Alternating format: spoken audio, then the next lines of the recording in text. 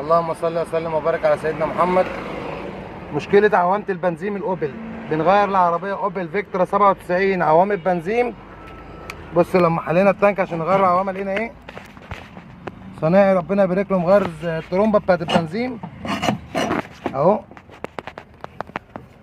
ولقينا الشيت لحام، حاطط شيت لحام على الأسلاك، السلك اللي جاي للترومبة اهو حاطط له شيت لحام الوصلات. الصنايعي عندها ضمير زيادة على اللازم، حسب الله ونعم الوكيل في كل صنايعي ما ياخدش باله من. ادي الفيشه ركبنا لها كليبسات اهي، وشلنا الوصلات اللي كان عاملها الباشمهندس اهو، وركبنا لها فيش من فيشه لفيشه على طول بتاعت ترومبه البنزين. هو اما يعملهم لي بالشيت لحام جوه البنزين مش عارف ان الشيت لحام هيفك. تمام، شايفين التفويت؟ اسلاك كلها مفوته ازاي اهي. هوريها لكم بعد ما خلصت. بقت فيشه الفيشه اهي، الفيشه اهي اللي في ايدي اهي من فوق لتحت لحد الترومبه تحت اهي، الناس اللي مش شايفاها اهي اهي.